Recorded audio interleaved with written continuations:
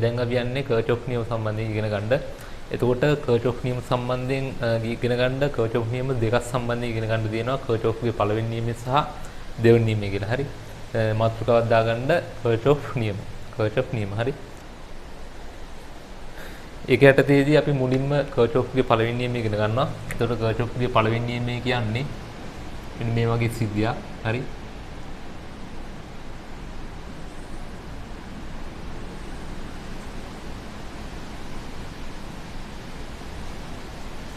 හරි මේ වගේ සංධියක් සලකන්න ඕනේ. හරි.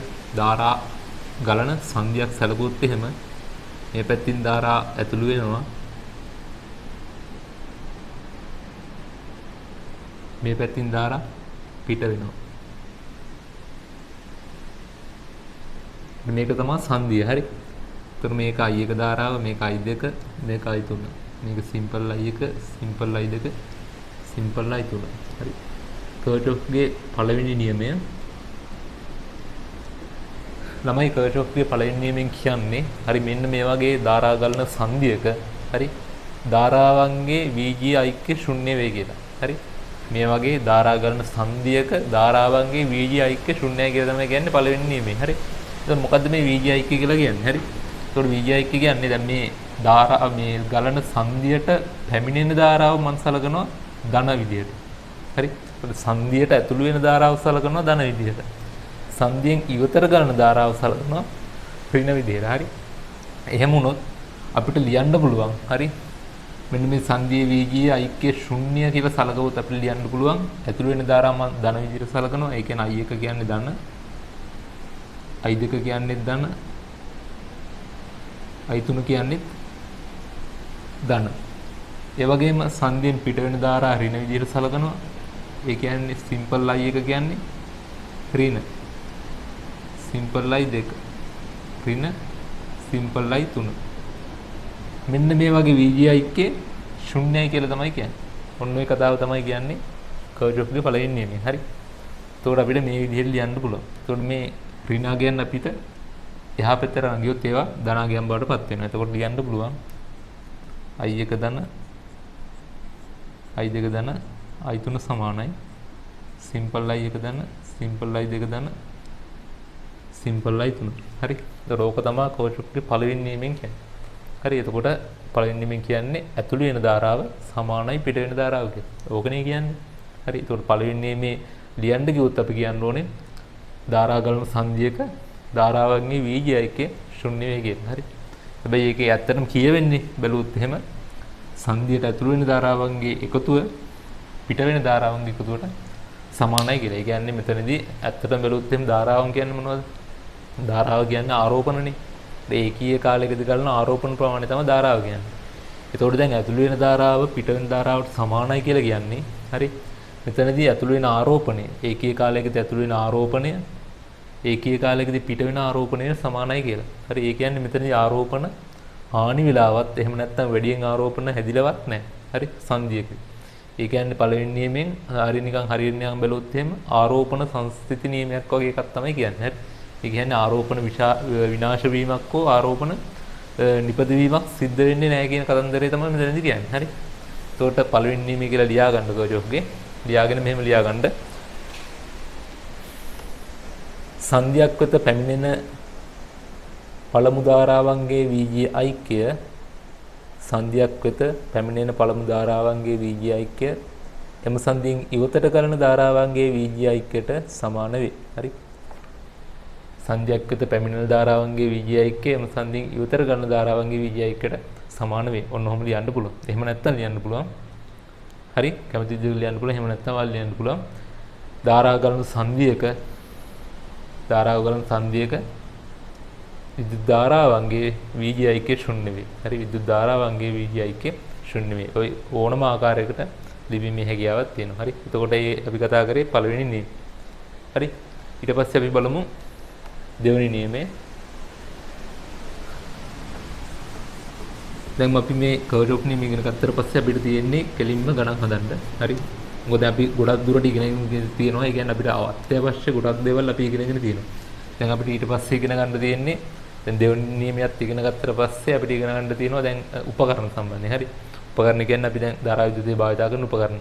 වෝල්ට්මීටර්, ඊට පස්සේ ඇමීටර්, ඊට පස්සේ ප්‍රතිරෝධක, ඊට පස්සේ හරි විභවමානය, මීටර් හේතුව, මෙන්න මේ වගේ ගැල්වනෝමීටර්, මෙන්න මේ වගේ දේවල් උපකරණ ටිකක් සම්බන්ධයෙන් තමයි අපිට ඊළඟට ඉගෙන ගන්න දෙන්නේ. හරි. දැන් අර සාමාන්‍යයෙන් අපිට දැන් මේ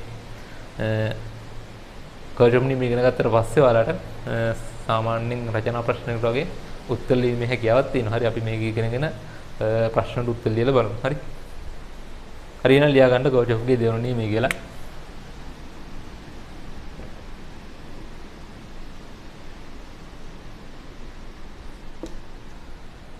කර්ජොෆ්ගේ දෙවන නියමය. හරි. ළමයි කර්ජොෆ්ගේ දෙවන නියමය කියලා කියන්නේ ඕනෑම සම්නුත පරිපථයක් ගත්තොත් එහෙම හරි මේ වගේ හිතන්න. මෙන්න මේක සම්නුත පරිපථයක්.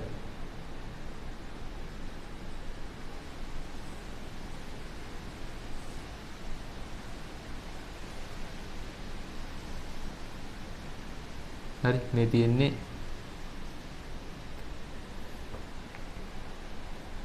කෝෂය.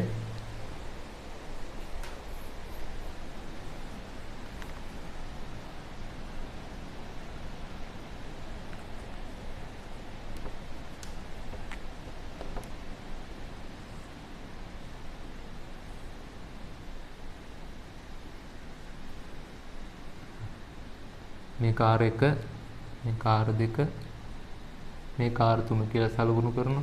මෙතන E1, මෙතන E2. හරි.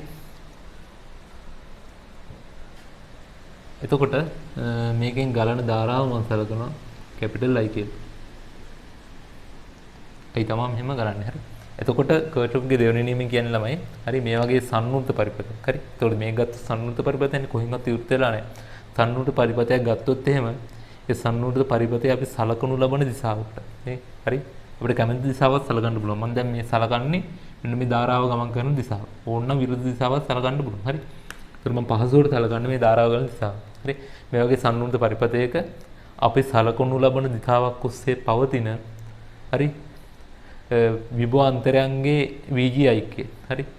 විද්‍යුත් ගාමක එහෙම නැත්නම් විද්‍යුත් ගාමක බලවල VG ඓක්‍ය සමාන වෙනවලු ධාරාවන්ගේ ප්‍රතිරෝධවලත් ගුණිතයන්ගේ තියෙන VG ඓක්‍ය වල VG ඓක්‍යයට සමානයිලු. හරි. මොකද්ද කියන්නේ? මේ වගේ සලකුණු ලබන සම්නුත පරිවර්තයක සලකුණු ලබන දිශාවක් ඔස්සේ මම සලකන්නේ මේ දිශාව ඔස්සේ පවතින විද්‍යුත් ගාමක බලවල VG ඓක්‍ය. හරි. මේ සම්නුත පරිපථයේ පවතින විද්‍යුත් ගාමක බලවල VG ඓක්‍ය සමානයිලු ධාරාවන්ගේ ප්‍රතිරෝධවලත් ගුණිතයන්ගේ VG ඓක්‍යයට. හරි. ධාරාවන්ගේ ප්‍රතිරෝධවලත් ගුණිතයන්ගේ VG ඓක්‍යයට සමානයිලු. එතකොට දැන් මේ දිශාව ඔස්සේ පවතින විද්‍යුත් ගාමක බලවල VG ඓක්‍ය මත ලියවුව හැකි. දැන් මේ කෝෂයේ පවතින්නේත් මේ පැත්ත දන මේ පැත්ත ඍණ. මේ පැත්තට තියෙන්නේ. හරි. මේ කෝෂයත් මේ පැත්ත දන මේ පැත්ත ඍණ. මේ පැත්තට තමයි තියෙන්නේ. හරි. එතකොට විද්‍යුත් ගාමක බල දෙකම මම සලකන්නේ ධන කියලා. එතකොට E1 ධන E2 තමයි තියෙන්නේ මේ අපි සලකන ලබන දිශාවට. ඒතකොට ඕක සමානයිලු ධාරාවන්ගේ ප්‍රතිරෝධවලත් ගුණිතයන්ගේ VG ඓක්‍යයට. එතන මෙතන ධාරාව I ප්‍රතිරෝධය R1. IR1 ධන මෙතනත් ධාරාව යන්නේ මේ පැත්තට. එතකොට IR2. හරි. ඊට පස්සේ මෙතෙන් දෙනවා ධාරාව. මෙතන IR3. හරි. විද්‍යුත් ගාමක බලවල VG ඓක්‍ය සමානයි ධාරාවන්ගේ ප්‍රතිරෝධවලත් ගුණිතයන්ගේ VG ඓක්‍යයට. හරි. ඕක තමයි කියන්නේ කර්චොෆ්ගේ දෙවෙනි නියමය. කර්චොෆ්ගේ දෙවෙනි නියමය. හරි. ඒක පැහැදිලිනේ? තුරාලා කර්චොෆ්ගේ දෙවෙනි නියමය කියලා දාලා ලියා ගන්න. මෙහෙම ලියන්න. තෝරාගත් සම්නුත පරිපථයක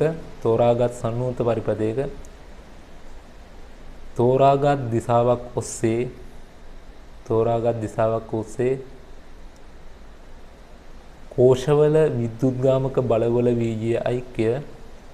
කෝෂවල විද්‍යුත් ගාමක බලවල VG ඓක්‍ය එම දිශාව ඔස්සේ විභව බැස්ම අල්ලල.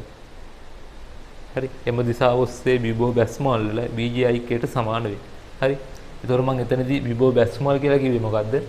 විභව බැස්ම කියලා කියන්නේ මෙන්න මේ ප්‍රතිරෝධයන්ගේ ධාරාවන්ගේ ගුණිතයට. ඒතර විභව බැස්මල් වල එකතුව කියලා කියන්නේ මෙන්න මේ IR ගුණිතයන්ගේ එකතුවට. ධාරාවන්ගේ ප්‍රතිරෝධ වල ගුණිතයන්ගේ එකතුව. හරි. එතකොට ඒක එහෙම ලියන්නත් පුළුවන්. එහෙම නැත්නම් සල්ගුණ ලබන දිශාවක් ඔස්සේ පවතින විද්‍යුත්ගාමක බලවල VIගේ හැම දිශාව ඔස්සේම පවතින හරි ධාරාවන්ගේ ප්‍රතිරෝධ වල ගුණිතයන්ගේ VIකට සමාන වේ කියලා ලියීමේ හැකියාවකුත් තියෙනවා. හරි. ඔය කැමති විදිහට ලියන්න පුළුවන්. හරි. එතකොට මේකත් ඇඳගන්න මේක ඇඳලා මේ ප්‍රකාශනය යටින් තියාගන්න.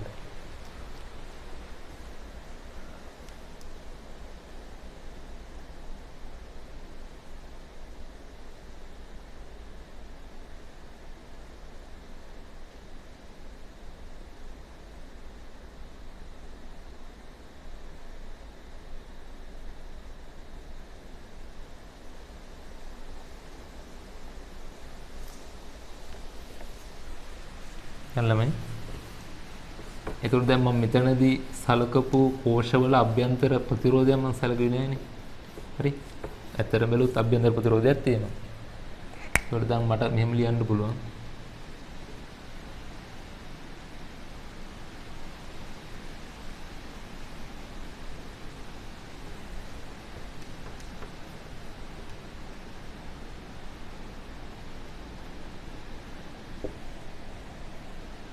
මෙතන R1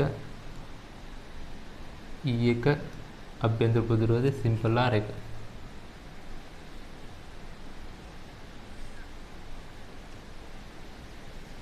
මෙතන ප්‍රතිරෝධය R2යි විද්‍යුත්ගාමක බලය E2යි අභ්‍යන්තර ප්‍රතිරෝධය සිම්පල් R2යි.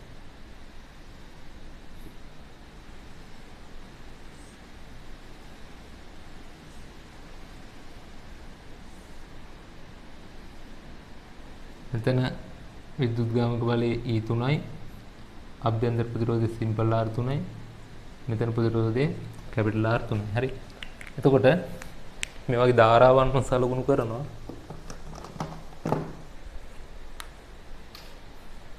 ධාරාවන් සලකුණු කරනවා. දැන් මෙතනදී මේ කෝෂයෙන් ඉවතට යන ධාරාවන් සලකුණු කරනවා I1යි කියලා. හරි. I1යි කියලා සලකුණු කරනවා. ඒ වගේම තමයි මෙන්න මේ කෝෂයෙන් ඉවතට යන ධාරාව මම සලකනවා I2යි කියලා. හරි. එතකොට අපිට මේක දැන් මේ සලකුණු කරද්දි හරි. ඔයාලා සැලකිලිමත් වෙන්න ඕන කරුණු තමයි මෙන්න මේ ධාරාවන් සලකුණු කරද්දි හරි. අර අපි ඉගෙන ගත්තේ කර්චොෆ්ගේ පළවෙනි නියමය. ඒ කියන්නේ ඇතුළු වෙන ධාරා අනිවාර්යෙන් පිට වෙනවා. හරි. කියන්නේ ධාරාවන් හානි වෙන්න බෑ කොහෙදවත් හානි වෙන්න බෑ. ඇතුළු වෙන ධාරාවන් ඒ විදිහටම පිට වෙනවා. එන්නේ කාරණේ සලකන්න ඕනේ. එතකොට මෙතනදී I1 කියලා පිට වෙනවා කියලා සලකනවා. හරි. ඒකෝ දැන් මේ ධාරාවන් මම පිට වෙනවා කියලා සලකවුවේ අපේ පහසුවට. ඕනනම් ඔයාලට මේක සලකුණු කරන්න පුළුවන්. ඇතුළු වෙනවා කියලා සලකුණු කරන්න පුළුවන්. ඊට පස්සේ අපි කර්චොෆ් නියම දැම්මට පස්සේ හරි අපිට අවසානයේට ධාරාවන්ට දැන් මෙතනදී අපි මේ පැත්තට ධාරාව ගත්ත කියලා හිතන්න. කෝෂෙන් පිට වෙනවා කියලා. ඒතර අපි මේක කර්චොෆ් නියම දාලා බලලා I1කට ප්‍රකාශනයක් ගත්තට පස්සේ I1කට ඍණාගයක් එනවා නම් ඇත්තටම ධාරාව කරන්නේ ඇතුල් පැත්තට. හරි. අපි පිට පැත්තට සලකුණු කරලා ඒකට ඍණාගයක් ආවොත් ධාරාව කරන්නේ ඇතුල් පැත්තට. හරිනේ. එහෙම නැත්නම් අපි දැන් ඇතුල් පැත්තට සලකුණු කරලා ඒකට ඍණාගයක් ආවොත් එහෙම එතකොට ධාරාව ඇත්තට වෙන්න ඕන පිට පැත්තට. හරි. ඒ නිසා අපිට ධාරාව ඕන පැත්තකට සලකුණු කරන්න පුළුවන්. කිසි අවුලක් නැහැ. කෝචොෆ් නියම දාලා සුළු කරාට පස්සේ අපිට ධාරාවේ දිශාව හොයාගැනීමේ හැකියාවක් තියෙනවා. හරි. එතකොට මේ විදිහට ධාරාව පිට වෙනවා කියලා මම සලකුණු කරනවා. මේකෙමුත් පිට වෙනවා කියලා සලකුණු කරනවා.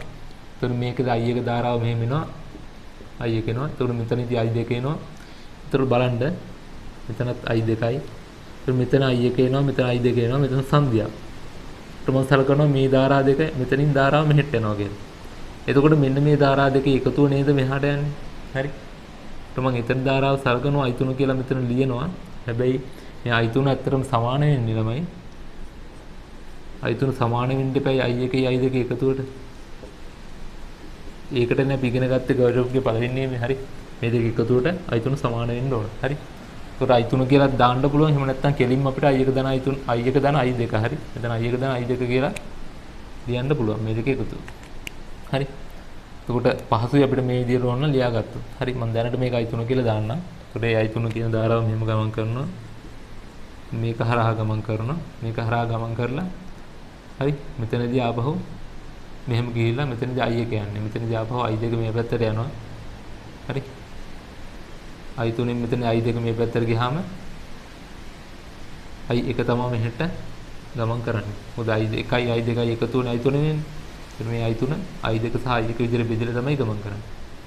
හරි එතකොට ඔයාලට පැහැදිලිද මම ධාරාව සලකුණු කරේ කොහොමද කියලා? හරි මේ විදිහට තමයි අපි ධාරා ඉස්සල්ලාම සලකුණු කරන්න ඕනේ. හරි පළවෙනි පියවර තමයි අපි නිවැරදිව ධාරා ටික සලකුණු කරගන්න ඕනේ. ඊට පස්සේ අපිට පුළුවන් අවශ්‍ය විදිහට කර්චොෆ් නියම දාන්න. හරි. ඒතර මම මේක සලකුණු කරනවා A මේක B මේක C D E F කියලා සලකුණු කරනවා. හරි. ඊට පස්සේ දැන් යන්නේ කර්චොෆ් නියම දාන්න. හරි. සම්නුලිත පරිපථයක් සලකලා ඒකට කර්චොෆ් නියම දාන්න තමයි යන්නේ. හරි බලන්න.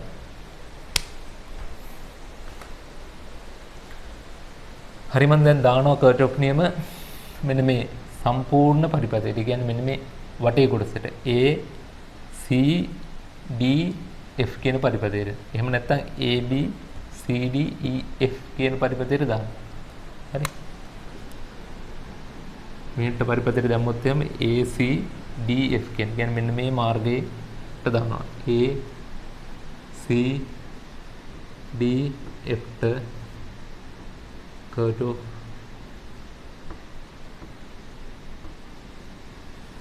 දාන්නයි යන්නේ. එතකොට මෙන්න මේ වටේ මාර්ගේ බැලුවොත් එහෙම මේ පැත්තේ තියෙන විද්‍යුත්ගාමක බලවල VGI කියන්නේ සමාන වෙන්න ඕන විභව බැස්මාල් වල VGI එකට. يعني විද්‍යුත්ගාමක බලවල අපි VGI එක බලනවා. දැන් මෙන්න මේ කෝෂයේ තියෙන්නේ මෙන්න මේ පැත්තට. අරවල තියෙන්නේ. එතකොට මෙහෙම යද්දි ඒ කෝෂයේ ධන කියලා මම කියනවා. ඒ කියන්නේ E එක ධන. E එක ධන. හරි ඊට පස්සේ මෙහෙම යනවා මෙහෙම යද්දි මෙන්න මේ පැත්තට යද්දි හරි මේ කෝෂයේ තියෙන ඊට විරුද්ධ පැත්තට පැහැදිලිද දැන් මේක ධන මේ පැත්තට තිබ්බනම් තමයි ඒ කෝෂයට මේ කෝෂෙත් ඒ පැත්තටම සෙට් වෙන්නේ හැබැයි ඒක තියෙන්නේ විරුද්ධ පැත්තට එතකොට E3 වෙන්නේ ඍණ E3 හරි E3 ඒ කියන්නේ දැන් මෙහෙමනේ මෙහෙම කෝෂයකුයි හරි මෙහෙම කෝෂයක් තිබිලා ඊට පස්සේ මෙතනදී මෙහෙම කෝෂයක් තිබ්බොත් ධාරාවක් මෙහෙට යනවා නම් අපි මේ පැත්තට සලකනවා නම් මේ කෝෂය ධන කියලා ගත්තොත් මේ කෝෂේ ඍණ. හරිද? මොකද මේ පැත්ත ධන මේ පැත්ත ඍණනේ. මේ පැත්ත ධන මේ පැත්ත ඍණ. ඒකෝ මෙහෙට යද්දි හරි අපි ඍණ පැත්තේ ඉඳලා ධන පැත්තට යන්නේ. ඒතකොට ධන පැත්තක් හම්බෙන්නේ. ඒතකොට ඒක ඍණ වෙනවා. හරි? අනිත් පැත්තට තියෙන නිසා. මෙතනත් තියෙන්නේ මේ වගේ සිද්ධියක්. ඒතකොට E1 ඍණ E3 හරි?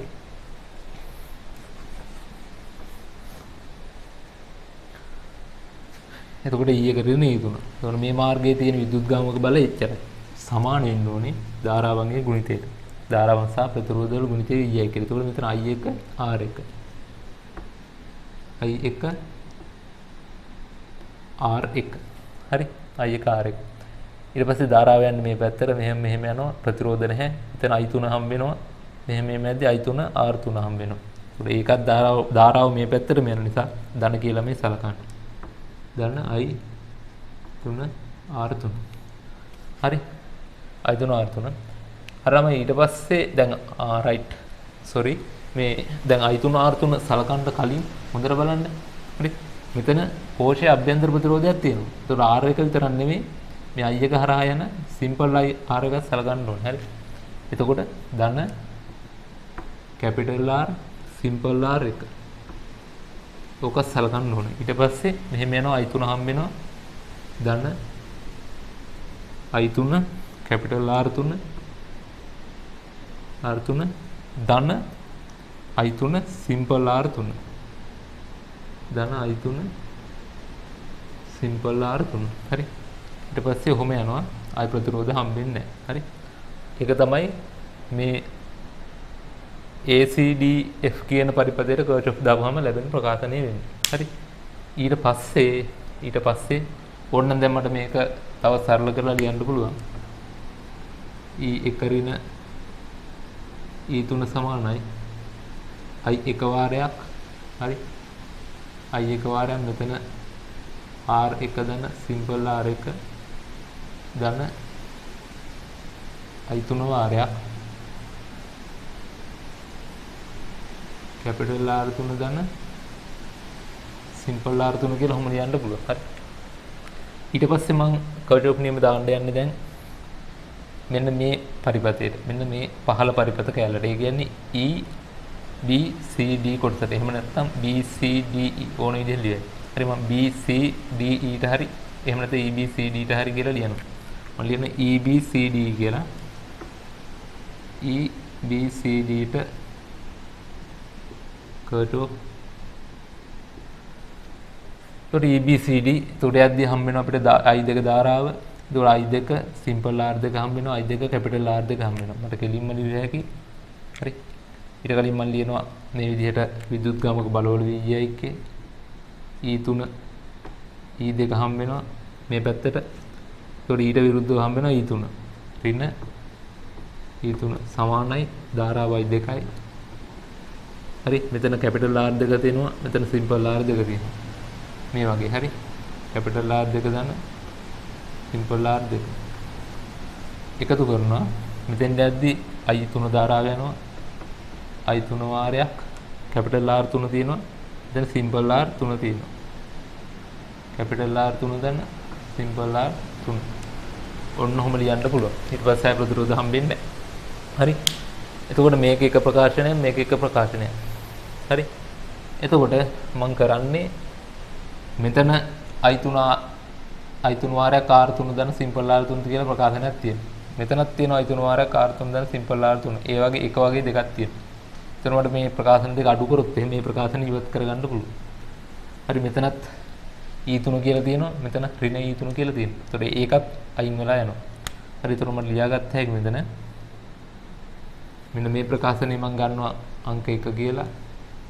මේක 2 කියලා ගත්තොත් එහෙනම් එක ඍණ 2 කියලා ලියුවේ හැකියි. එක ඍණ 2 කියලා ලියුවාම එක ඍණ 2 වෙද්දි E1 ඍණ E2 එන්නේ. මොකද මේ E3 ට E3 කැපිලා යනවා අඩු කරද්දි. E1 ඍණ E2 එනවා මෙතන. හරි සමානයි. මේකෙන් මේක අඩු කරද්දි ළමයි මෙන්න මේ සම්පූර්ණ ප්‍රකාශන දෙක කැපිලා යනවා. මෙන්න මේකෙන් මේක අඩු වෙලා එන්නේ. හරි. I1 වාරයක් R1 දන සිම්පල් R1 ඍණ I2 වාරයක් කැපිටල් R2 දාන සිම්පල් R2 right ඔන්න ඔය විදිහට ගන්න පුළුවන් හරි ඊට පස්සේ අපිට මේ විදිහට මේවට අගයන් දීලා තිබ්බනම් අගයන් ආදේශ කරලා හරි අපිට අවශ්‍ය ධාරාවන් ඕන නම් හොයාගන්න පුළුවන් හරි එතකොට ඔයාලට මේකෙන් මම බලාපොරොත්තු වෙන්නේ මේ විදිහට ධාරාවන් සලකුණු කරලා කොහොමද අපි නිවැරදිව කර්චොෆ් නියම යොදන්නේ කියලා හරි එතකොට ඔයාලා මේක ඇඳලා මේ ටික ලියා ගන්න. හරි මේක ඇඳලා මේ ටික ලියා ගන්න. ධාරාවන් වෙන පෑනකින් සලකුණු කරන්න. හරි. පැහැදිලිව ඊට පස්සේ මේ ටික ලියා ගන්න. ඊට පස්සේ අපි ගාණක් හදමු.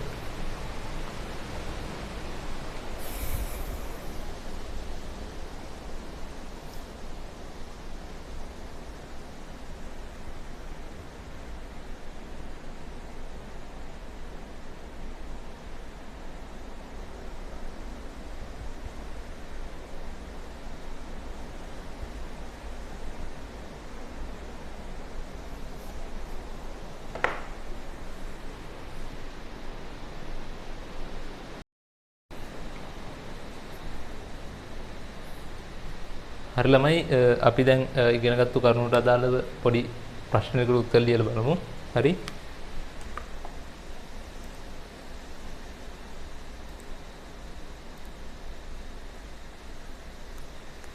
හරි බලමු. මම මේ අඳින පරිපතය වල ඇඳ ගන්න.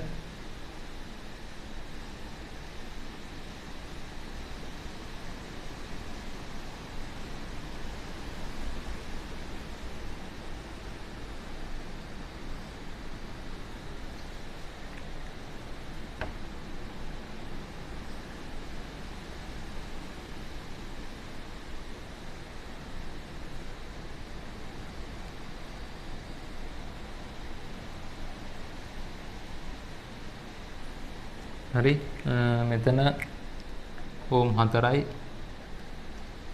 මෙතන 5යි මෙතන ඕම් 9යි මෙයාගේ අභ්‍යන්තර ප්‍රතිරෝධය 1යි වෝල්ට් 20යි කෝෂේ විදුද්ගාමක බලය.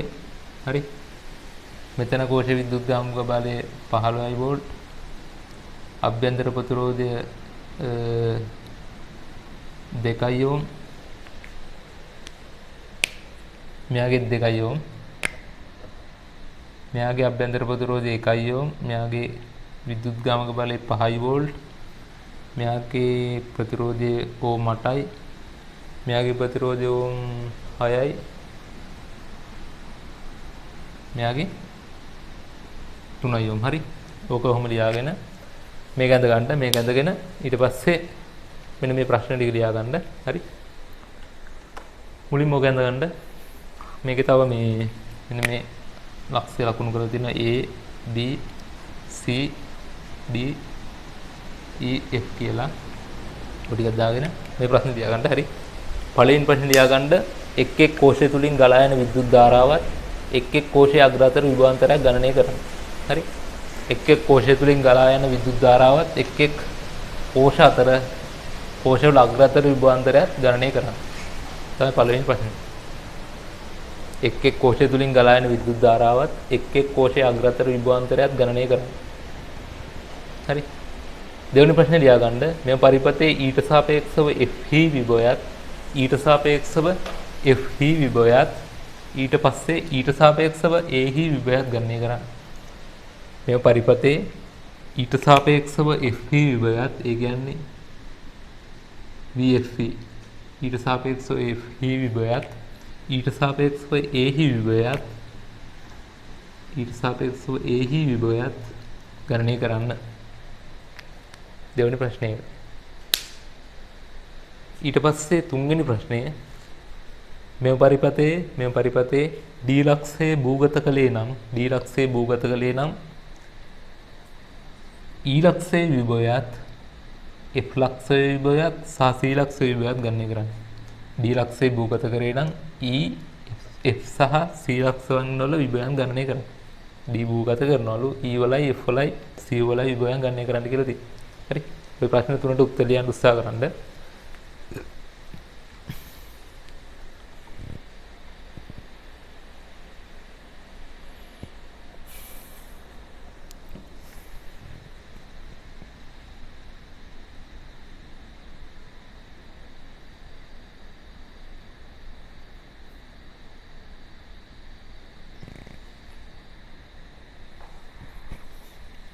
හරි ළමයි මම වැඩි කාලයක් ගන්න. හරි. ඔයාලට වීඩියෝ එක නතර කරන්න. පාඩම බලන අතර වීඩියෝ එක නතර කරලා ඊට පස්සේ මේ ප්‍රශ්නෙට උත්තර ලියලා ඩිස්කෂන් එකත් එක්ක ඊට පස්සේ බලන්න පුළුවන්. හරි. හරි අපි බලමු.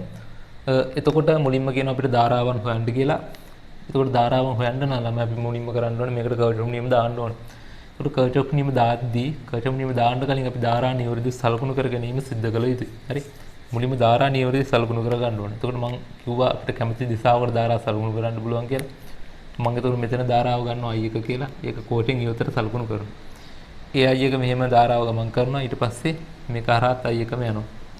මේ කෝෂයෙන් ඉවතට මම ධාරාව I2 කියලා සලකුණු කරනවා. ඒක මෙහෙම යනවා. I1යි I2යි එකතු වෙලා මේක පහළට එනවා. I1 ධන I2 කියලා ධාරාව. එතකොට මේ I1 ධන I2 ධාරාවම තමයි මෙහෙම ගමන් කරන්නේ.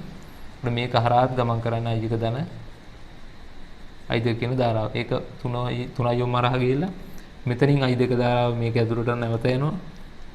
ඊට පස්සේ I1 ධාරාව ආපහු කලින් පැමිණි කෝෂය තුලටම ගමන් කරනවා. ඒ විදිහට තමයි ධාරා සලකුණු කරන්නේ. හරි. ඊට පස්සේ අපි බලමු කර්චොෆ් නියම දාන්නයි යන්නේ දැන්. මම මුලින්ම කර්චොෆ් නියම දානවා.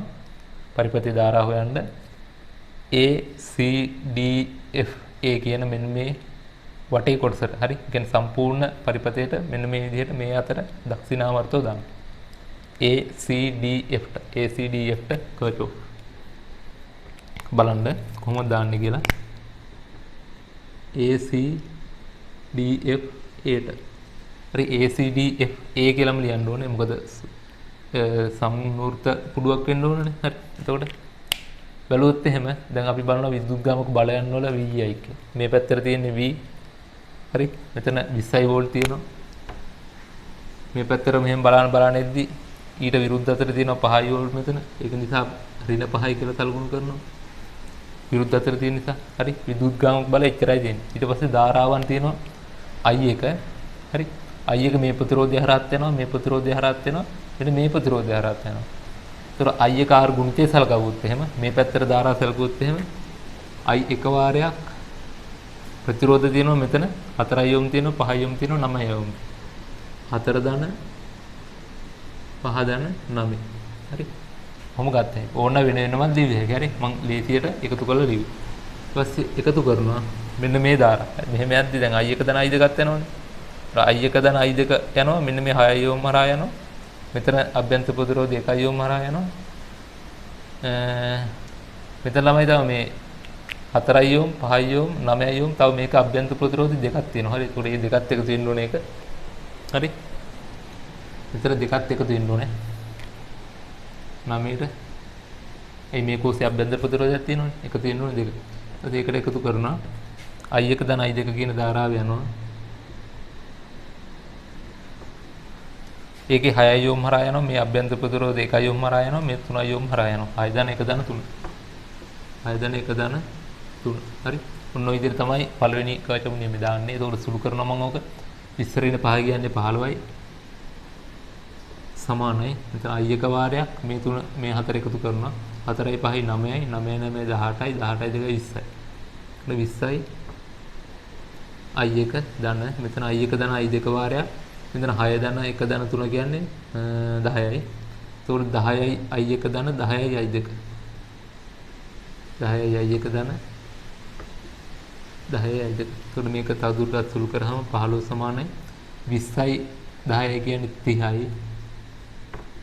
30යි I එක ධන මෙතන 10යි I දෙක 10යි I දෙක. ඕක සරල කරන්න පුළුවන් මම පහෙන් බෙදලා. ඒකට 15 පහෙන් බෙදාම 6යි. 5යි හරි 15 පහෙන් බෙදාම 5යි 30 පහෙන් බෙදාම 6යි I 1යි ධන 2යි I 2 පළවෙනි ප්‍රකාශය ඔන්න ඔය විදිහට ගන්න පුළුවන් හරි ඊට පස්සේ මම කරන්නේ තව පුඩුවකට දානවා කර්ටොප් ඊට පස්සේ මම දානවා කර්ටොප් නියමය මෙන්න මේ පහළ පුඩුවට හරි ඒ කියන්නේ E B C D E ට E B C D E ට කර්ටොප් දානවා E B C D E ට කර්ටොප් දාන්න. එතකොට අපිට එන්නේ විදුත්ගාමක බලයන් එන්නේ මෙතන වෝල් 15 වෙනවා මේ පැත්තට යද්දි ඊට විරුද්ධව 5යි වෝල් තියෙනවා. එතකොට 15 ඍණ 5යි සමානයි. ධාරාවන් I දෙක යනවා මෙන්න මේ අභ්‍යන්තර ප්‍රතිරෝධය දෙක හරහා යනවා 8 හරහා යනවා. I දෙක වාරයක් 2 ධන 8 ධන මෙතන I එක ධන I දෙක යනවා අර විදිහටම ගියපු ගමනම I එක ධන I දෙක මෙතන 6 ධන 1 ධන 3 හරහා යනවා මේ 6 ධන 1 ධන 3 හරහා යනවා 6 ධන 1 ධන 3 හරහා යනවා. ඒත් 15 වෙනි ඍණ 5යි කියන්නේ 10යි. මෙතන 8යි 2යි 10යි 10යි 2යි ධන මෙතන 6යි ධන 1 ධන 3 කියන්නේ 10යි. ඒතකොට 10යි 1 ධන 10යි 2යි 10යි 1 ධන 10යි 2යි. එතකොට මෙතන 10 සමානයි 10යි 2යි 10යි 2යි කියන්නේ 20යි 2යි ධන 10යි 1යි. එතකොට පද තුනම 10න් බෙදුනහම මෙතන 1යි. මෙතන 20 10න් බෙදුනහම 2යි 2යි 2 ධන I 1 10යි 1 10න් බෙදුනහම I 1. ඒතර ඕක දෙවෙනි ප්‍රකාශය විදිහට ලබා ගන්න පුළුවන්. ඒත් අපිට පේනවා පළවෙනි ප්‍රකාශයේ 2යි 2 කියලා එකක් තියෙනවා. දෙවෙනි ප්‍රකාශයේ 2යි 2 තියෙනවා. එකෙන් දෙක අඩු කරොත් ওই දෙක හැබිලා යනවා. හරි. ඊට පස්සේ මම කියනවා 1 ඍණ 2 කියලා. එතකොට පළවෙනි එකේ තියෙන්නේ මෙතන 5යි 5න් එකක් මෙතන අඩු කරාම 4යි. හරි. එතකොට 4 සමානයි. මෙතන 2යි 2කට 2යි 2 කැපිලා යනවා. එතකොට 6යි 1කින් I එක අඩු කරාම 5යි 1. 5යි 1. හරි. 5යි 1යි. එතකොට මෙතන I එක සමානයි. I එක සමානයි. හරි.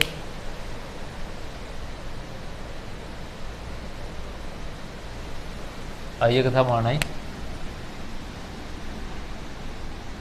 0.8 ඇම්පියර් කියලා එනවා. හරි.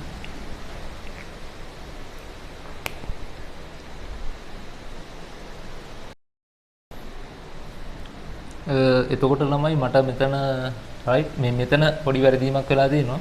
මෙතන දැන් මේ සුළු කරද්දි මෙතෙන් දෙන්න ඕන 3. හරි. මොකද දැන් මෙතන මම පහෙන් නෙවෙයි පද තුනම ඒකට 15 පහෙන් බෙදාම 3යි එන්නේ. හරි අනිත් ටික හරි. ඒකට 3 සමානයි 6 දෙන 2යි. එතකොට එන්නේ මේ 3න් එක අඩු කරාම 2යි එන්නේ. හරි. මෙතන 2යි එන්න ඕන. 2යි මෙතන එතකොට එන්නේ 2 බෙදීම 5යි කියන්නේ 0.4යි ඇම්පියර්. හරි. 0.4යි ඇම්පියර් කියලා තමයි එන්නේ. හරි. එතකොට I එක එනවා අපිට 0.4යි කියලා. ඊට පස්සේ දෙවෙනි ප්‍රකාශනයෙන් භාවිතා කරලා දෙකෙන් එක සමානයි 2යි 2 ධන I එක කියන්නේ 0.4යි. එතකොට මේක සුළු කරාම I 2 එනවා. හරි මේ 0.4 මේ පැත්තට ගියාම 0.6ක් වෙනවා. ඉතින් ඉන්න 0.4 කියන්නේ 0.6යි මේ දෙකෙන් බෙදුවම 0.3යි. ඇම්පියර් 0.3යි කියලා එනවා I දෙකට. I එකට 0.4යි I දෙකට 0.3යි කියලා. හරි. ඒතකොට ධාරාවන් ටික අපි ඔය විදිහට හොයාගත්තා. මේ ටික මේ විදිහට ලියාගෙන ගිහිල්ලා මේ ටික මෙහෙම ලියා ගන්න. හරි. ඔය ටික ලියා ගන්න. ඊට පස්සේ අපි බලමු කෝෂ දෙපස විභවාන්තරයන් කොහොමද කියලා.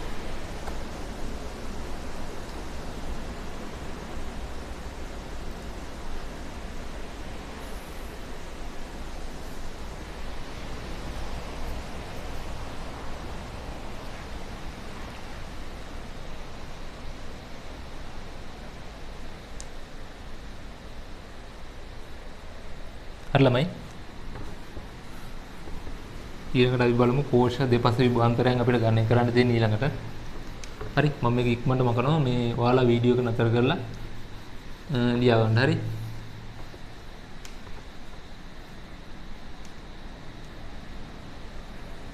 I දෙක ආවේ 0.3යි නේ. හරි මම ඒක ලියා ගන්න මෙතන I දෙක 0.3යි ආවේ. ඒක වමනා වෙනවා මේ ඊට පස්සේ යන්නේ අපි කෝෂයන් දෙපස විභවාන්තරයන් හොයන්න. එතකොට 20යි කෝෂ 20යි වෝල්ට් කෝෂ දෙපස විභවාන්තරය ඉස්සලාම හොයනවා. හරි. අපි දන්නවා කෝෂයන් දෙපස විභවාන්තරය හොයන්නේ කොහොමද කියලා. හරි. මම කලින් කියලා දුන්නා කලින් කොටස් වලදී. මෙහෙම කෝෂයක් තියෙනවා නම් කෝෂයේ තුලට ධාරාව ගලනවා නම් කෝෂය අභ්‍යන්තර ප්‍රතිරෝධ ධාර නම් මේ දෙපස විභවාන්තරය AB අතර විභවාන්තරය VAB සමානයි. මෙන්න මේ E ධන IR කියලා තමයි එන්නේ. කෝෂය ඇතුළට මේ ධාරාව ගලනවා. E ධන IR කියලා එන්නේ. කෝෂයෙන් ඉවතර මේ විදිහට ධාරාව ගලනවා නම් හරි. කෝෂයෙන් ඉවතර ධාරාව ගලනවා නම් එතකොට එන්නේ V සමානයි E ඍණ IR කියලා. හරි. ඒක මතක තියාගන්න ඕනේ. හරි අපි කෝෂ සමීකරණේ දාලා කලින් මේ විදිහට ගත්තා. හරි. කෝෂයේ තුරට ධාරාව යනවා නම් E ධන IR කෝෂයේ ඉවතර ධාරාව ගලනවා නම් කෝෂයේ දෙපස විභවාන්තරයේදී E ඍණ IR. හරි. අපි බලමු දැන් මේ අවස්ථාවන්ට කොහොමද ඒක අදාළ වෙන්නේ කියලා. එතකොට දැන් පළවෙනි වෝල්ට් 20 කෝෂයෙන් ඉවතර තමයි ධාරාව ගලන්නේ. එතකොට වෝල්ට් 20 කෝෂයේ දෙපස විභවාන්තරය කියන්නේ මෙන්න මේ දෙපස විභවාන්තරය. හරි.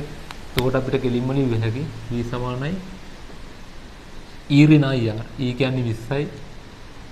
කියන්නේ ඍණ I කියන්නේ දන්නේ I එක. හරි I එක විභාගගත්තනේ. I එක ආවේ 0.4යි. 0.4 වැඩි කිරීම R කියන්නේ අභ්‍යන්තර ප්‍රතිරෝධය 2යි. 2. හරි. ඒතර 20 සමානයි V සමානයි 20 ඍණ. මෙතන 0.4ෙන් දෙයක් අඩු කරාම 0.4 දෙකෙන් වැඩි කරාම 0.8යි. 0.8යි. ඒතකොට V එනවා 19.2 වෝල්ට් කියලා. හරි. ඒ කියන්නේ වෝල්ට් 20 කෝෂයේ දෙපස විභවාන්තරේ වෝල්ට් 19.2. ඊට පස්සේ අපි යනවා වෝල්ට් 15 කෝෂයේ දෙපස විභවාන්තරය හොයන්න. ඒකටත් එහෙමයි කෝෂයෙන් ඉවතර ධාරාව ගලන්නේ. එතකොට V සමානයි E ඍණ IR නේ. එතකොට E කියන්නේ 15යි ඍණ I කියන්නේ I2. I2 කියන්නේ 0.3යි. 0.3 වැඩි කිරීම R කියන්නේ අභ්‍යන්තර ප්‍රතිරෝධය 2යි. හරි. V සමානයි 15 ඍණ 0.6 කියන්නේ 14.4යි වෝල්ට්. හරි. ඒකත් හරි. ඊට පස්සේ යනවා 5 වෝල්ට් දෙපස විභවාන්තරේ. එතකොට ඒක බලන්න ඒකේ ධාරාව ගමන් කරන්නේ මෙහෙම ඇවිල්ලා මෙතනින් ඇතුළට. මේ දෙකේ මියුතර ගමන් කරේ මෙතන ඇතුළට. එතකොට V සමානයි E ධන IR. E කියන්නේ 5යි. ධන I කියන්නේ I එක ධන I2. හරි. I එක ධන I2 කියන්නේ මේ දෙක එකතුවට 0.4යි 0.3යි එකතුවට. එතකොට 0.7යි. 0.7. එතකොට E ධන I R කියන්නේ අභ්‍යන්තර ප්‍රතිරෝධය 1යි. හරි. එතකොට v සමානයි 5.7 volt. හරි. ඒතර ඔයාලට වෙනස පැහැදිලිනේ. දැන් මේ කෝෂ දෙකෙන් ඉවතර ධාරාව ගමන් කරපු නිසා E ඍණ IR ආවේ. මේක ඇතුළට ධාරාව ගමන් කරපු නිසා E ධන IR කියලා තමයි. එතකොට මේවා අනිවාර්යෙන්ම මේ කොටස් එනවා. හරි. ඔයාලට රචනා ප්‍රශ්නයක් ආවොත් අනිවාර්යෙන්ම කර්චොප් නියම ආවොත් මේ වගේ ලක්ෂයන් දීලා අනිවාර්යෙන් විභවයන් හොයන්න අහනවාමයි. හරි. ඒ කියන්නේ අනේ කෝෂයන් දෙපස විභාන්තර අහනවාමයි. ඒක නිසා අනිවාර්යෙන් මේ මෙතඩ් එක ඔළුවට දාගන්න හරියට. හරි. ඉතින් මේ වගේ ගණන් තව ඉදිරියට ගොඩක් හදනවා. මේ ක්‍රමයේදී හොඳට අල්ලගන්න. හරි. මේක දැන් ලියා ගන්න.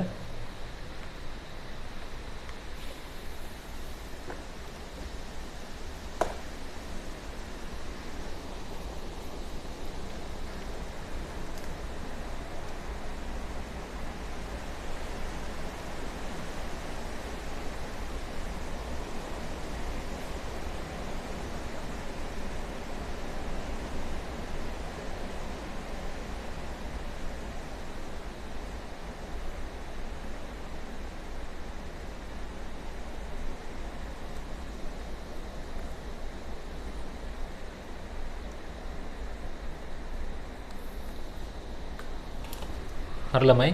හරි බලන්න. ඊළඟට අපෙන් අහන්නේ මම මේක මකනවා. E ලක්ෂයට සාපේක්ෂව F ලක්ෂයේ විභවය අහන්නේ. ඊට පස්සේ යනවා E ලක්ෂයට සාපේක්ෂව A ලක්ෂයේ විභවය. අපි බලමු ඒක කොහොමද ගණනය කරන්නේ කියලා. E ලක්ෂයට සාපේක්ෂව X ලක්ෂයේ විභවය කියලා කියන්නේ මෙහෙම නෙමෙයි කියන්නේ. E ලක්ෂයට සාපේක්ෂව X ලක්ෂය. ඒකට E ලක්ෂයට සාපේක්ෂව F ලක්ෂය. VF සමාන වෙන්නේ VF ඍණ VE. VFP සමානයි VF ඍණ VE. කොහොමනේ E ලක්ෂයට සාපේක්ෂව X ලක්ෂයේ විභවය කියන්නේ ඒක. හරි. ඒක උඩ හොයන්න ඕන. හරි. ඒතර ඒක හොයන්නේ හරි කෙලින්ම අපිට දාන්න පුළුවන්. කර්චොප් නියම දාන්න පුළුවන්. එහෙම නැත්නම් කෙලින්ම ඕම් නියමේ දාන්නත් පුළුවන්. ඕම් නියමේ දාන්නත් පුළුවන්. හරි. එතකොට මම ඕම් නියමේ දානවා. හරි. ඕම් නියමේ දැම්මොත් එහෙම VFP කියන්නේ මෙන්න මේ අතර. VFP කියන්නේ මේ අතර. හරි. එතකොට VFP සමානයි V සමානයි IR දාන්නේ. හරි. V සමානයි IR. එතකොට I කියන්නේ මේ අතර දැම්මොත් එහෙම VFP කියන්නේ මේ පැත්තට දැම්මොත් එහෙම I කියන්නේ ඍණ I. හරි. I මේ පැත්තනේ කරන්නේ. අපි සලකන දිශාවට විරුද්ධ දිශාවනේ. විරුද්ධ දිශාවට සලකන්නේ. එතකොට ඍණ I එක. ඍණ I එක කියන්නේ I එක කියන්නේ 0.4යි. ඍණ I එක නම් ඍණ 0.4යි. ඍණ 0.4. වැඩි කිරීම R කියන්නේ 9. 9. ওই විදිහට තමයි. හරි. VFP කියලා කියන්නේ 0.4 වැඩි කිරීම 9 කියන්නේ ඍණ 3.6යි වෝල්ට්. ඍණ 3.6යි වෝල්ට්. හරි. ඒතර I එක ඍණ ගත්තේ දැන් මෙතන හරියටම බැලුවොත් විභවයේ E ලක්ෂයේ විභවය වැඩි. F ට වඩා E වල විභවය වැඩි. ඒක නිසානේ E වල ඉඳලා F ට ධාරාව ගලන්නේ. මොකද ධාරාව ගලන්නේ විභවය වැඩි තැන ඉඳලා අඩු තැන. හරි. ඒක අහන්නේ අපේ F ට සාපේක්ෂව E ට සාපේක්ෂව F විභවය අහන්නේ. එතකොට E ට සාපේක්ෂව F විභවය එන්නේ ඍණාගයක්. හරි. මොකද E ට වඩා F විභවය අඩුයිනේ. ඍණාගයක් තමයි එන්නේ. හරි. ඍණ 3.6 කියලා තමයි එන්නේ. රයිට්. ඊළඟට අහන්නේ E ලක්ෂයට සාපේක්ෂව A ලක්ෂයේ විභවය. එතකොට E ලක්ෂයට සාපේක්ෂව F ලක්ෂ A ලක්ෂය. එතකොට VA E තමයි අහන්නේ. VA ඍණ VE ඕකනේ අහන්නේ. හරි. එතකොට ඒක කොහොමද අපි ගණනය කරන්නේ? හරි. ඒක ගණනය කරන්නේ හරි මෙන්න මෙහෙමයි.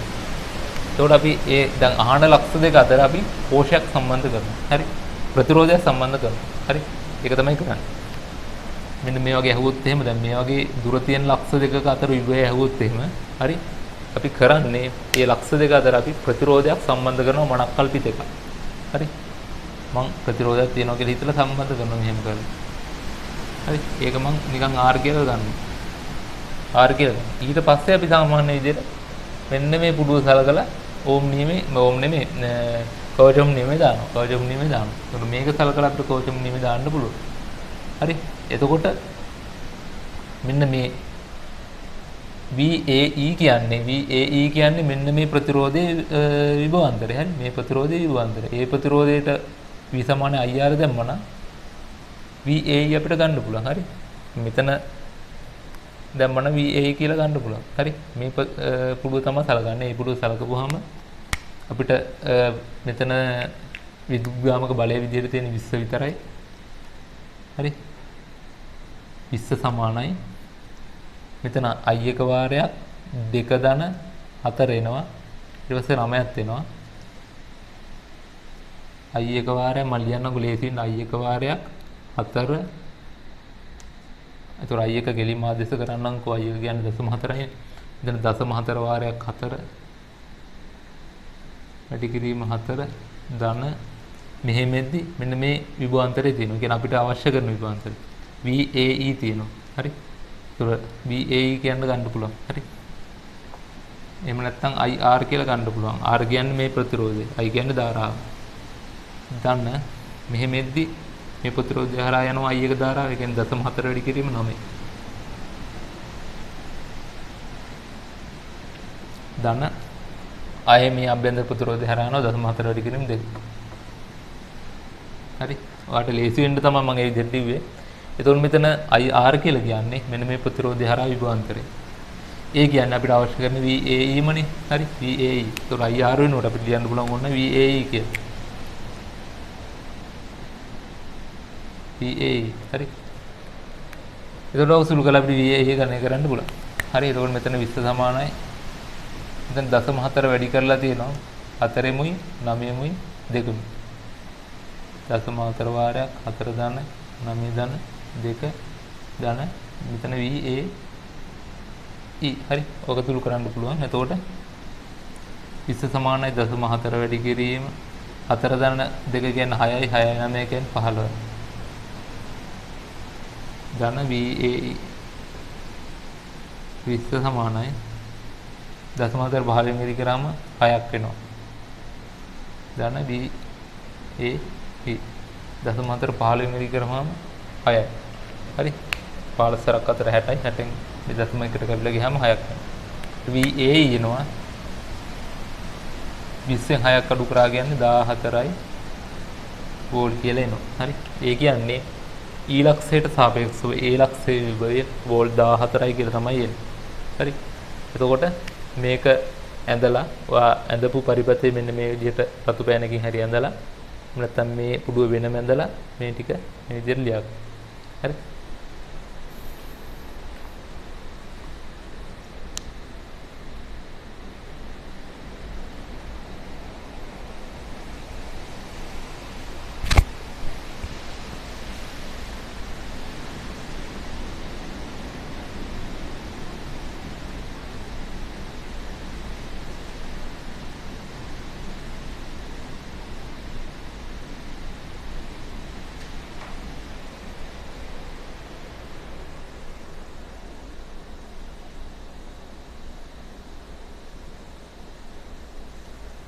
හරි ළමයි හරි මම දැන් මේක මකනවා ඊට පස්සේ අපිට හොයන්න තියෙන්නේ මේ D ලක්ෂයට සාපේක්ෂව අනිත් ලක්ෂවල විභවය.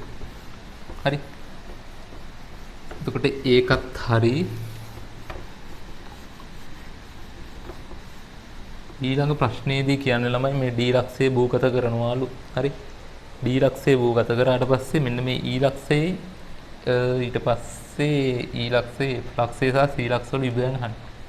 හරි කෙලින්ම D ලක්ෂයේ භූගත කරනවා කියලා කියන්නේ භූගත කරනවා කියලා කිව්වොත් එහෙම අයි ආධාර ලක්ෂයේ විභවය 0යි. ඒතකොට D ලක්ෂයේ විභවය 0යි. VD සමානයි 0යි. ඒක තමයි පළවෙනි කාරණේ දැනගන්න ඕනේ. හරි. ඊට පස්සේ අපි සාමාන්‍ය විදිහට කර්චොෆ් දාලා එහෙම නැත්නම් ඕම් නියමයේ භාවිතා කරලා අනිත් ලක්ෂ වල විභවයන් හොයාගන්න පුළුවන්. හරි. එතකොට අපිට මෙතෙන්ද දැම්මොත් එහෙම VDE දාන්න පුළුවන්. VDE සලකන්නකෝ. හරි. VDE කියන්නේ ළමයි සමානයි VD ඍණ VE නේ. VDE කියන්නේ VD ඍණ VE නේ. ඔහොමනේ අපි ලියන්නේ. VDE කියන්නේ I1 ධන I2 වැඩි කිරීම 3යි ඕකනේ. හරි. එතකොට i එක ධන i දෙක කියන්නේ 0.4 ධන 0.3 කියන්නේ 0.7යි. 0.7 වැඩි කිරීම මෙතන 3යි. ඕකනේ VDE එන්නේ. ඒක සමානයි VD ඍණ VE. VD කියන්නේ මෙතන වෝල්ට් බිඳුවයි. වෝල්ට් බිඳුව ඍණ VE. හරිනේ. ඔන්න ඔහොම. එතකොට අපිට E ලක්ෂය විභවය හොයාගන්න පුළුවන්. හරි. 0.7 වැඩි කිරීම 3 කියලා කියන්නේ 2.1යිනේ සමානයි ඍණ VE. එතකොට VE කියන්නේ ඍණ 2.1 වෝල්ට්. හරි. ඍණ 2.1 වෝල්ට්. හරි. එතකොට VD බිඳුවයි නම් අනිවාර්යයෙන්ම VD ට වඩා අඩු වෙන්න එපා E ලක්ෂ විභවය. මොකද වැඩි තැන ඉඳලා අඩු තැනට ගලන්නේ ධාරාව. ඒතකොට අනිවාර්යෙන් මේ අඩු වෙලා තියෙනවා ඍණාගයක් වෙලා තියෙනවා. හරි. VE වල ඍණාගයක් එන්නේ. ඒ විදිහටම අපිට සලකන්න පුළුවන්. හරි. මෙන්න මේ C සහ D ලක්ෂ අතරට දාන්න පුළුවන්. හරි. එතකොට VCD ට මට ලිව්ව හැකි VCD සලකලා. හරි. VCD සලකලා ලිව්වොත් එහෙම මෙතන විභවාන්තරය ලියන්න පුළුවන්. මෙහෙම ලිව්ව හැකි. හරි. දැන් මෙතන කෝෂයේ දෙපස විභවාන්තරයනේ මෙතන තියෙන්නේ. ඒකයි මේකයි එකතු වෙන්න ඕන. හරි. එතකොට VCD සමානයි VC ඍණ VD. හරි. එතකොට VCD කියන්නේ මෙතන 5. ඒ කියන්නේ කෝෂයේ විදුද්ගාමක බලය ධාරාව ඇතුළට යන නිසා එකතු කරනවා. එකතු කිරීම I කියන්නේ I1 ධන I2 ඒ කියන්නේ 0.7යි. 0.7 වාරයක්. දැන් මෙතන ඉඳලා මෙතෙන්ම ගන්න නිසා මේ ප්‍රතිරෝධ දෙකේම එකතු වෙන්න ඕනේ. ඒ දැන එකයි කියන්නේ 7යි. ඕම් 7යි. ඕක තමයි එන්නේ VCD අතර විභවාන්තරය සමානයි. VC වල විභවය තමයි අපෙන් අහන්නේ. VC ඍණ VD වල විභවය බිඳුවයි. බිඳුවයි. හරි. ඔක කොහොම එනවා. ඊට පස්සේ මේක සුළු කරන්න ඕනේ. මෙතන 5යි 0.7ක් කියලා කියන්නේ මෙතන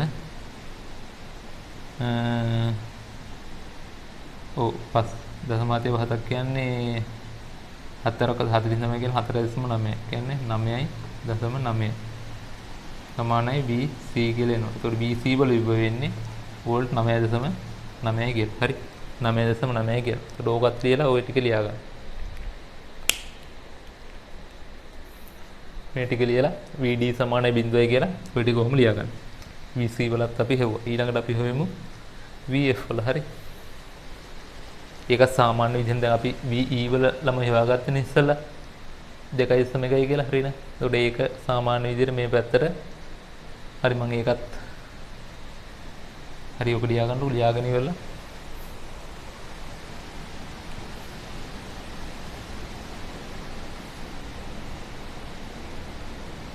රයිට්. එතකොට මෙතන දැන් ඍණ 2.1 වෝල්ට් නේ. දැන් අපිට ආවා. ඒක භාවිතා කරලා අපිට හොයන්න පුළුවන් මේ පැත්තට. හරි. මම මේක මකන්නම් දැන්.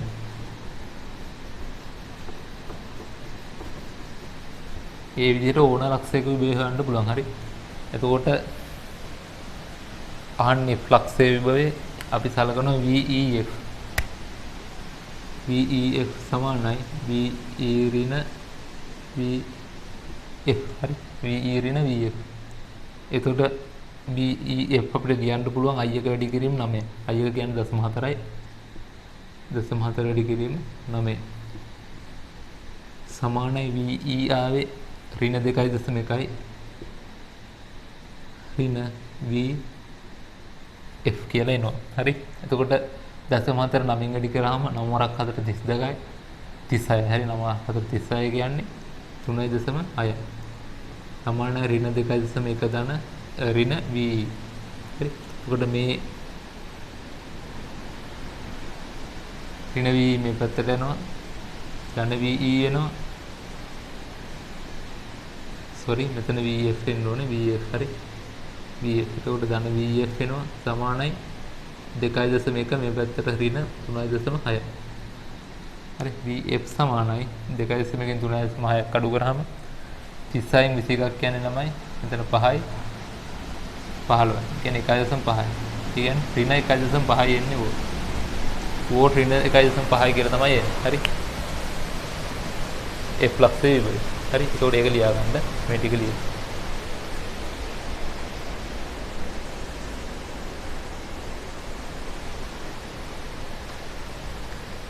ළමයි එතන සුළු කරද්දි පොඩි වැරදීමක් වෙලා තියෙනවා මං හිතන්නේ. හරි.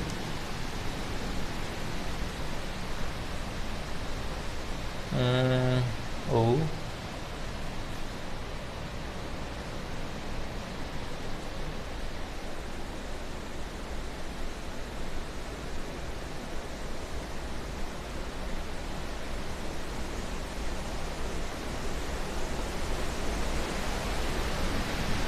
සුළු කිරීමේ පොඩි දෝෂයක් සිද්ධ වෙලා තියෙනවා. හරි අපි බලමු. PEF සලකන්නේ PEF එන්නේ i එක වාරයක් 9. i එක කියන්නේ 0.4 වැඩි කිරීම 9 සමානයි VE කියන්නේ ඍණ 2.1 ඍණ VF 9/4 කියන්නේ 3.6 සමානයි ඍණ 2.1යි ඍණ VF. හරි. එතකොට මේ ඍණ 2.1 මේ පැත්තට යනවා 2.1යි 3.6ට 2.1ක් එකතු වුණාම 5යි 5.7යි සමානයි ඍණ VF. හරි. එතකොට VF සමානයි ඍණ 5.7යි වෝල්ට් කියලා එනවා. හරි. මොකද මේ දැන් මෙතන විභවය අඩු වෙන්න බෑ අනිවාර්යයෙන්ම ඍණ 2.1කට වඩා. ඒක ඍණ 2.1කට වඩා අඩුව ගත්තම තමයි VF එන්න ඕනේ. මොකද ධාරාව කරන්නේ මේ පැත්ත. ඒකට එන්න ඕන ඊට වඩා අඩුවක්. මෙන්න මේ වගේ එකක්. හරි. දැන් කලින් ආව ඊට වඩා වැඩි එකක්. ඒ කියන්නේ සුළු කිරීමේ දෝෂයක් ආවා. දැන් හරි. ඍණ 5.7යි එන්නේ. හරි. මේක ලියා ගන්න.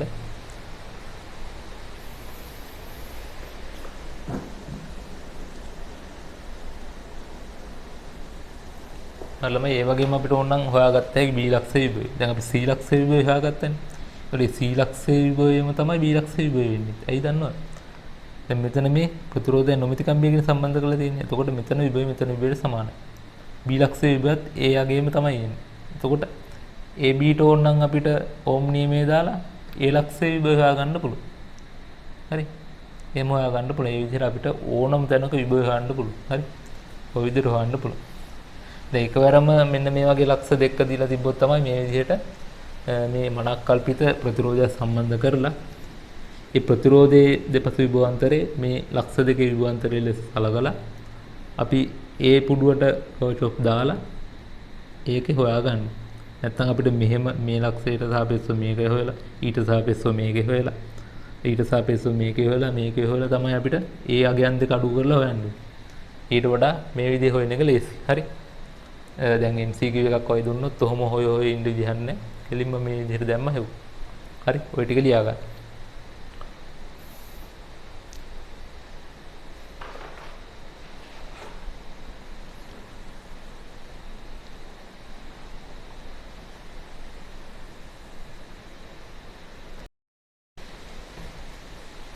හරි ළමයි ඒක ලියා ගන්න ඇති. දැන් අපි බලමු තව ගානක් හදලා බලමු. හරි. මේ වගේම උදාහරණයක් හදලා බලමු. ඒක තනියෙන් හදන්න පුළුවන් වෙන්න ඕන. හරි. මේ වගේමයි කිසි වෙනසක් නැහැ. මේ අගයන් ටික විතරයි වෙනස්.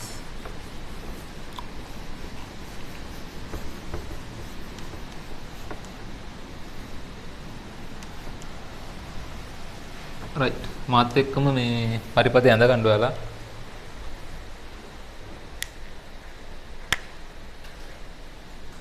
මේක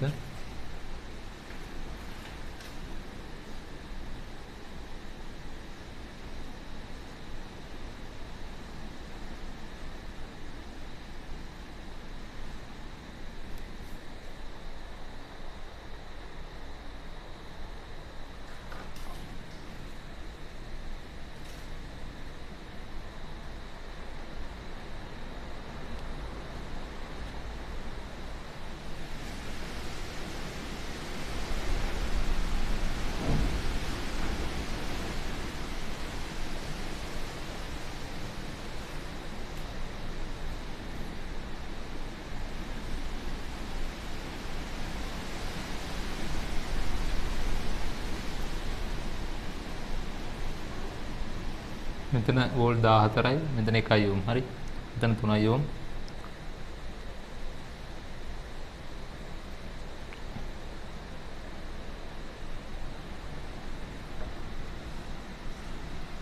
මේක අනිත් පැත්තට තියෙන්නේ 16 වෝල්ට්. අභ්‍යන්තර ප්‍රතිරෝධය එකේ තියෙනවා 2 ඕම් කියලා. මෙතන කෝෂයක් සම්බන්ධ කරලා තියෙන ඕම් 8යි කියලා. කෝෂයන්නේ ප්‍රතිරෝධයක්. හරි. ඔන්න ඔය විදිහට තමයි පරිපතේ තියෙන්නේ.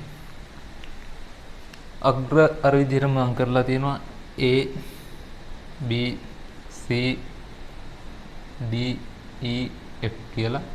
මේකෙත් අහන්නේ මේ එක් කෝෂ තුලින් ගලන ධාරාවන් හොයන්න කියලා. ඊට පස්සේ කෝෂ අතර කෝෂ දෙපස විභවාන්තරයන් හොයන්න කියලා. හරි. ඔය දෙක තමයි අහන්නේ. ඒක හොයන්නේ. එක් කෝෂයන් තුලින් ගලන ධාරාව හොයන්න ඊට පස්සේ කෝෂ දෙපස විභවාන්තරයන් හොයන්න. හරි.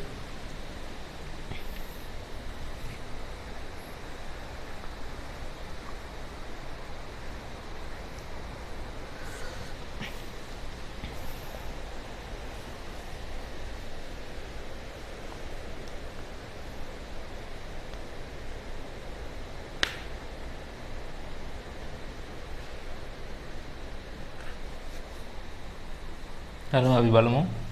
හරි. වීඩියෝ නතර කරලා මේ ප්‍රශ්නෙට උත්තර ලියන්න. හරි. ලියලා තමයි වීඩියෝ එක ප්ලේ කරන්න. නැතුව කිසි තේරුමක් නැහැ කෙලින්ම බලාගෙන ගියා කියලා. හරි. මොකද පන්තියේදී අපි සාමාන්‍ය සජීවී පන්තිය කරත් අනිවාර්යෙන්ම ඔයාලට කාලය දෙනවා. හරි. දැන් මේ වීඩියෝ එක ගොඩක් එහෙම දික් වෙන හින්දා තමයි මම මෙහෙම කාලය දෙන්නේ නැත්තේ. හරි. එතකොට අපි බලමු. අර විදිහටම තමයි ඉස්සෙල්ලාම අපි ධාරා ලකුණු කරගෙන ඉන්න ඕන. මම කලින් වගේම ලකුණු කරන්නම්. හරි. මෙතන I1 මෙහෙම එනවා I1. මෙතන I2. ඒතර I1 I2 එකතු වෙලා පහළට යනවා I1 ධන I2. හරි මෙහෙම යනවා. මෙතනින් I1 ධන I2 යනවා. හරි. මෙහි ප්‍රතිරෝධ මොකුත් නැහැ. හරි. මෙහි ප්‍රතිරෝධ නැහැ. ඊට පස්සේ අපි මෙහෙම ගිහිල්ලා මේ පැත්තට I2 නැවත එනවා. මේ පැත්තට I1 නැවත යනවා. හරි. ඕගනේ සිද්ධිය. ඊට පස්සේ අපි සාමාන්‍යයෙන් දානවා A C D F A ට කර්චෝෆ් A C D F A ට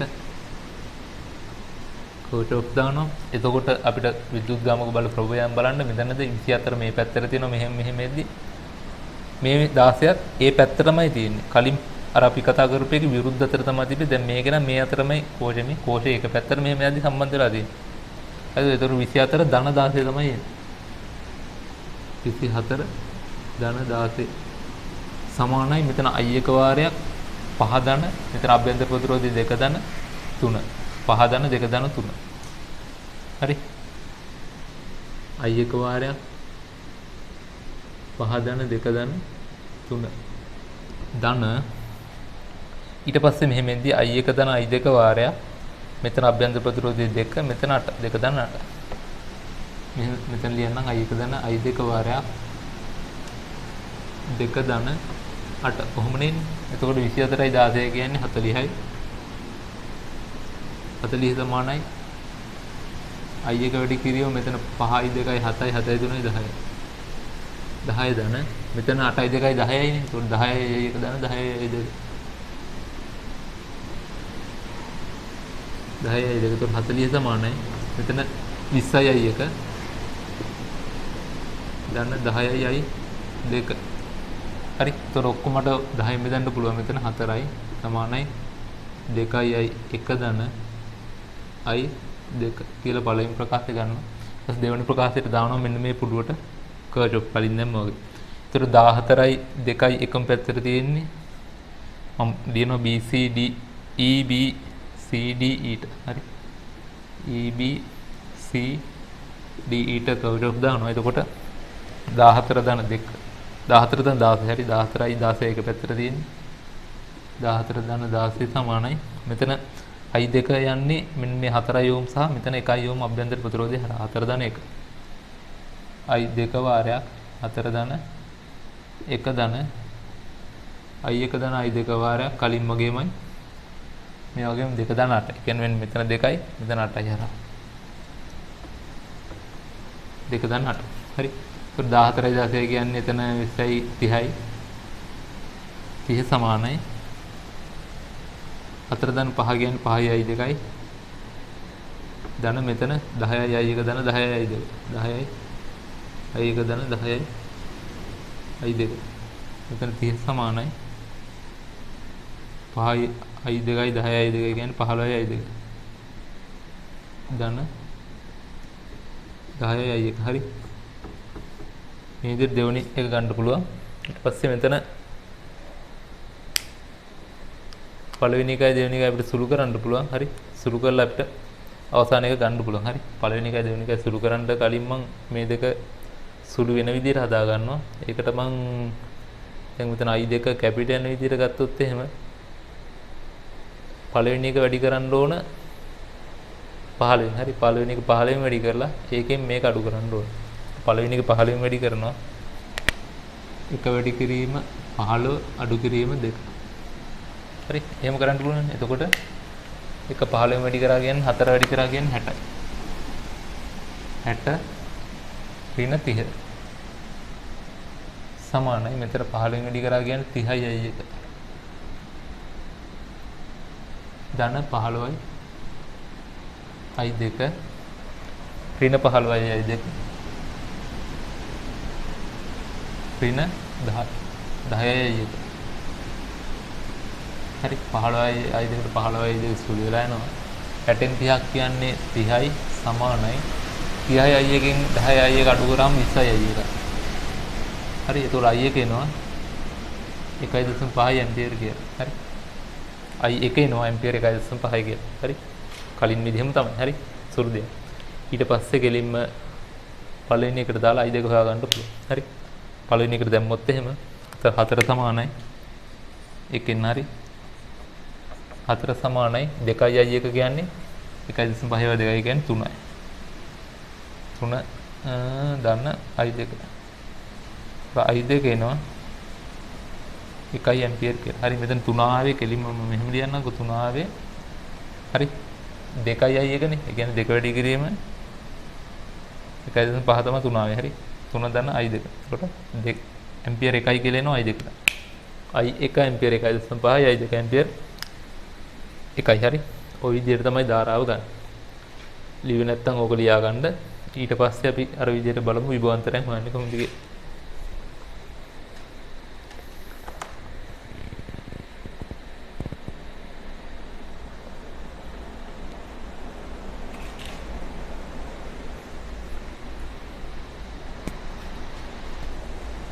හරි ළමයි. අපි බලමු දැන් විභවාන්තරයන් ඒකත් පොඩි කේස් එකක් තියෙන කලින් වගේම තමයි. හරි. කෝෂේ පිටතට ධාරාව ගලනවා නම් විභවාන්තරේ වීරිනයි ඊරිනයි යාර ඇතුළට ගලනවා නම් ඊ ධනයි යාර. මේ තුනෙන්ම කරන්නේ ඉවතට. හරි. ඒක තුනෙන්ම අපි ගන්න මේ මෙතනත් ඉවතරණ කරන්නේ ධාරාව ධනාග්‍රයෙන් ඊරිනයි යාර. හරි. එතකොට 24 කෝෂේ දෙපස විභවාන්තරය බැලුවොත් v සමානයි ඊරිනයි යාර. e කියන්නේ 24යි ඍණ i කියන්නේ i1 i1 කියන්නේ 1.5යි 1.5 වැඩි කිරීම අභ්‍යන්තර ප්‍රතිරෝධය කියන්නේ 2යි. 24න් 3ක් අඩු වෙනහම v සමානයි 21යි වෝල්ට්. හරි. 21යි වෝල්ට් මේක දෙපස. 14යි වෝල්ට් දෙපස බලමු. එතකොට ඒකෙත් v සමානයි ඊරිනයි යාර.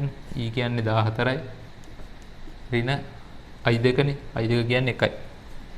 1 වැඩි කිරීම මාර්ග කියන්නේ අභ්‍යන්තර ප්‍රතිරෝධය 1යිලු. v සමානයි 14න් එකක් අඩු කරාම 13යි වෝල්ට්. ඊට පස්සේ මෙතන වෝල්ට් 16 දෙපස විභවාන්තරය. ඒකත් ඊරිනයි යාර. v සමානයි e කියන්නේ උගේ 16යි ඍණ i කියන්නේ i1 ධන i2 කියන්නේ 1 ධන 1.5 කියන්නේ 2.5යි. වැඩි කිරීම අභ්‍යන්තර ප්‍රතිරෝධය මෙයාගේ 2යි. right. එතකොට 16න් 2.5 දෙයක් කියන්නේ 5යි. 16න් 5ක් අඩු කරාම 11යි වෝල්ට් කියලා එනවා. වෝල්ට් 16 කෝෂයේ දෙපස විභවාන්තරය. හරි. කෝෂයේ දෙපස විභවාන්තරය ගන්න ඕන ඔය විදිහට. හරි. මේකත් ලියා ගන්න. එතකොට ඒ ගානත් ඉවරයි. හරි.